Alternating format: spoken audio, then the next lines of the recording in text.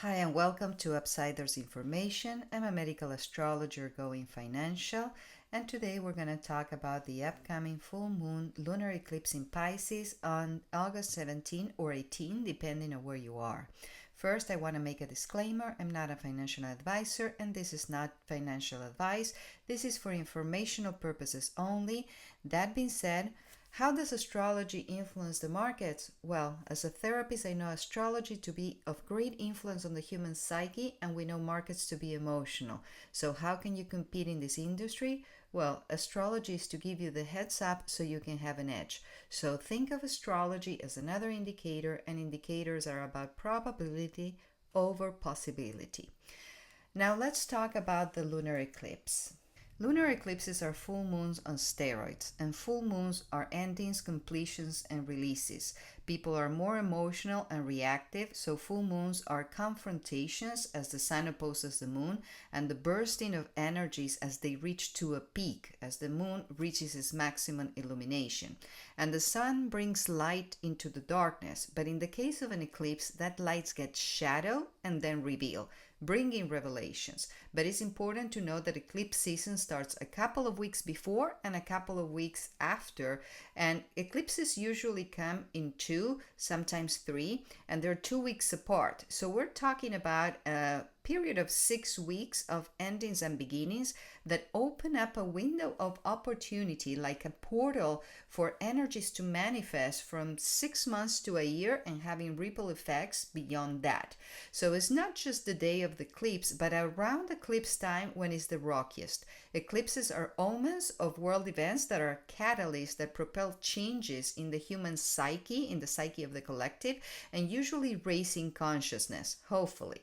In the markets, full moons are usually local bottoms, so when it's coupled with an eclipse, these energies historically have been bearish. The silver lining is that it could be an opportunity for an entry level if you were waiting for a pullback. This lunar eclipse is also a super full moon because it's closer to the Earth, therefore magnifying its influence.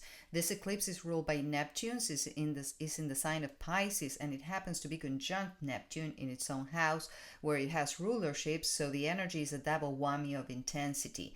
Now, no sign or planet is good or bad, but Pisces has the widest spectrum between the lowest to the highest vibration, hence the good, the bad, and the ugly. On a higher note, Pisces is the sign of enlightenment and spirituality, and we know we're due for awakenings, but is the sign of religions too, especially Christianity, which symbol is the fish. But this eclipse could bring new developments with the so-called holy war, if there's even such a thing. But let's remember the October 7 attacks happened in last year's eclipse season, and previous eclipses had brought us the collapse of banks and exchanges. So this lunar eclipse belongs to the Saros cycle 118. So let's see what happened in the first lunar eclipse of that cycle. The first eclipse happened on March 2nd of 1105, and the eclipse took place on the same axis but reversed. The sun was in Pisces and the moon in Virgo, and Uranus was also at the last degrees of Taurus but direct, and Mercury was also with the sun but retrograde. So we find similarities. And if we see what happened around that time, we see a couple of religious events, maybe because in the Middle Ages most news were of religious nature. The Talmudic dictionary was completed, and Sylvester the Fourth was elected pope, but he was deemed the anti-pope due to conflicts with the church and politically and military affiliations. So, as today, we can see geopolitical and religious conflicts. Now, the sign of Pisces is illusion, idealization, and fantasy, like the projections of people on the candidates in the hope that someone is going to save the day, only to get disappointed when they don't do as they say. And on a lower note, Pisces is also delusion, deception, and escapism. So Neptune also rules drugs. And with the sun in Virgo, the health sign, we might have news related to big pharma and the recent experiments. Pisces also rules the media, so the eclipse brings revelations about deceptions, like the recent job reports, for example. And if you follow alternative media, you know that there's more to come. Neptune also rules assets like oil, so there could be a change in trend that affects those markets. Now, the moon rules silver and the sun rules gold, so the full moon could bring also trend changes in metals. And as the sun rules most grain, so there could be changes in grains too. So, overall, we're talking about commodities here, which they usually go up in times of war. Since Pisces is a mutable water sign and Neptune is the lord of the seas, there could be some kind of geological cataclysm involving large bodies of water that could affect the markets in new ways. Neptune is a planet that looks like water but is actually gas, so it rules both. Now, what we see is not what we get. It's foggy, it's confusing, and it's not considered beneficial for the markets since there's conflicting information and false signals.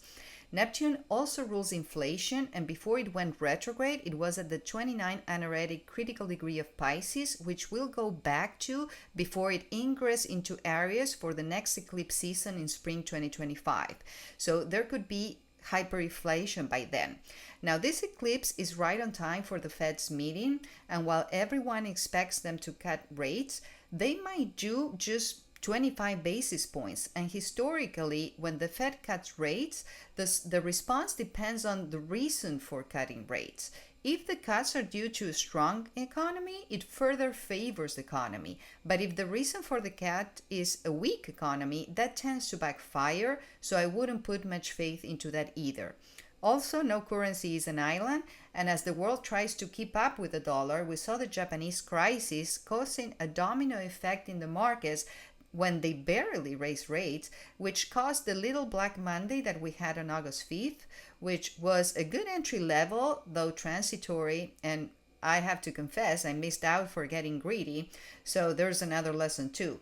Though some exchanges were conveniently unoperational that day, and also there seems to be bank warfare behind the scenes with the BRICS nation and the dollar.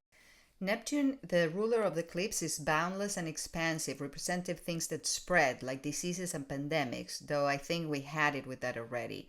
But with Mars, the planet that rules our immunological system, being at fall in the sign of Cancer, our immunological systems have been compromised. And being at the bending of the nodes of karma, meaning in a tense T-square with the past and the future, I wouldn't rule that out either. Mars is the warrior planet of war, sex, and drive, and it likes to move forward. But in Cancer, the sign of the animal that doesn't come out of its shell is not going anywhere, and we all experienced that already.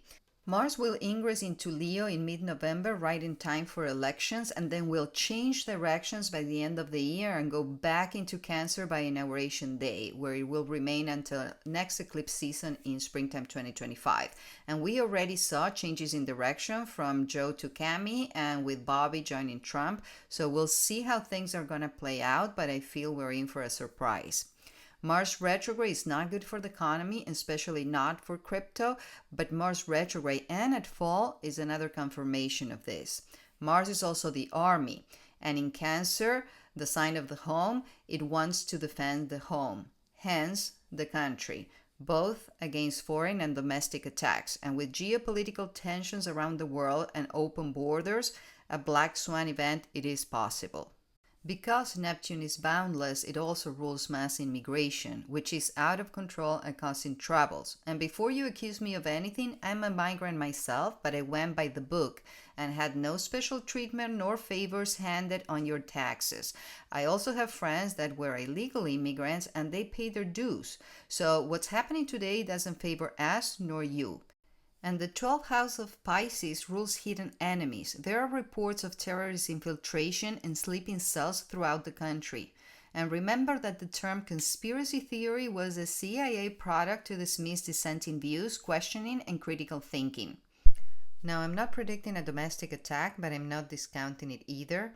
And note that recently Trudeau had flirted with the idea of suspended election in Canada due to immigration crisis, which wasn't such until he started losing support, very conveniently. So we'll see how would that play out here.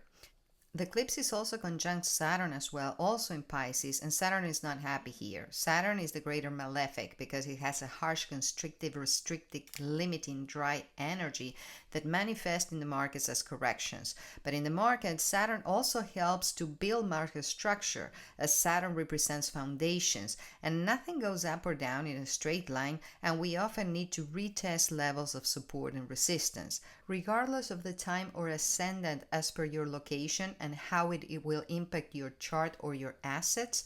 This eclipse is in the 12th house of karma, loss, hidden enemies, institutions, but also spirituality and faith.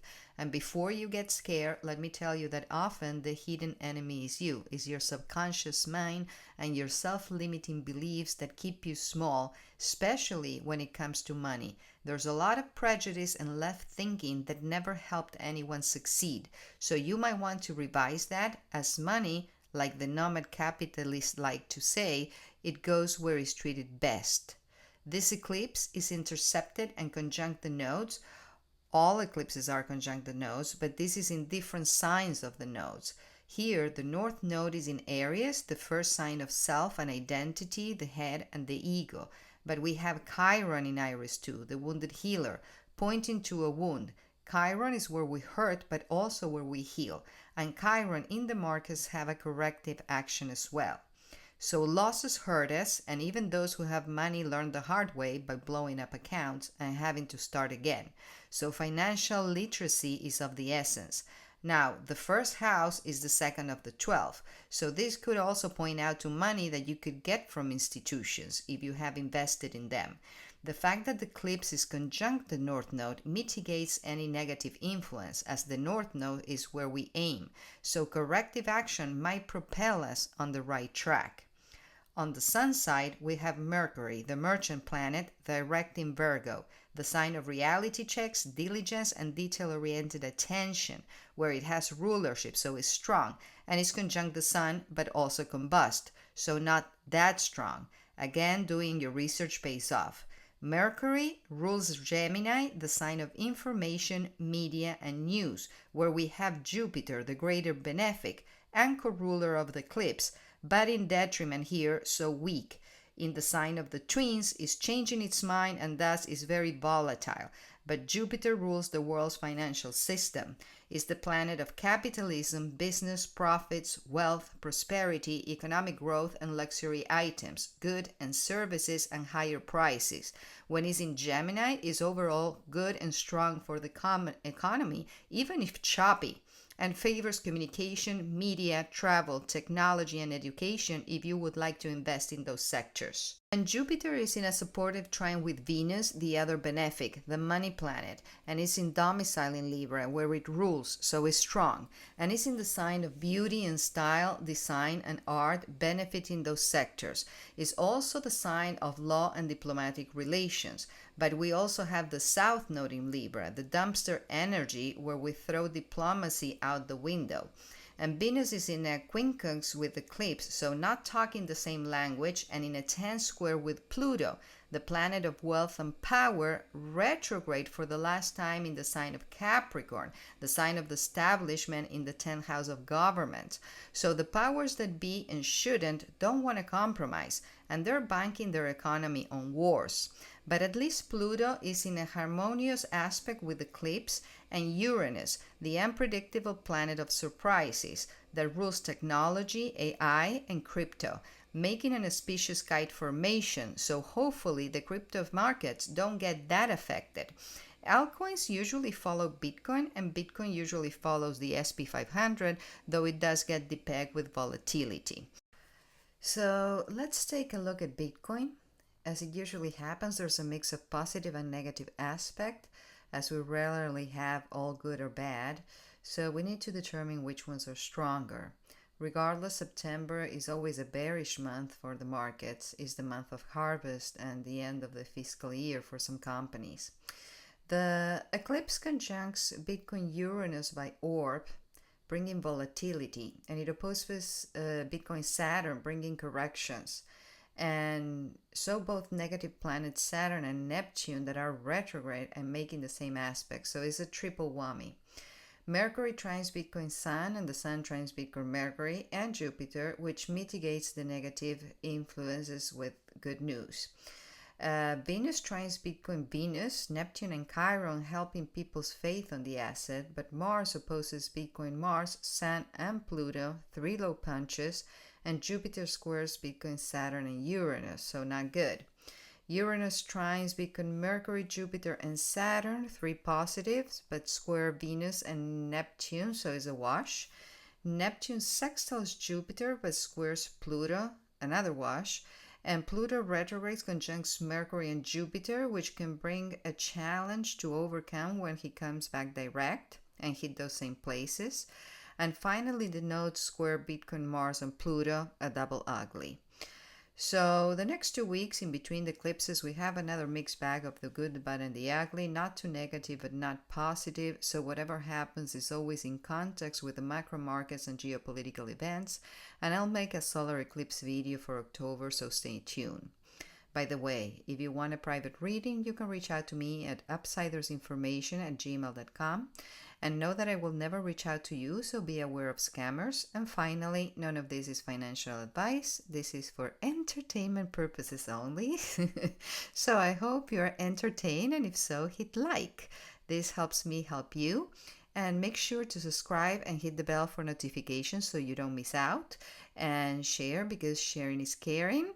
Thank you very much. Namaste.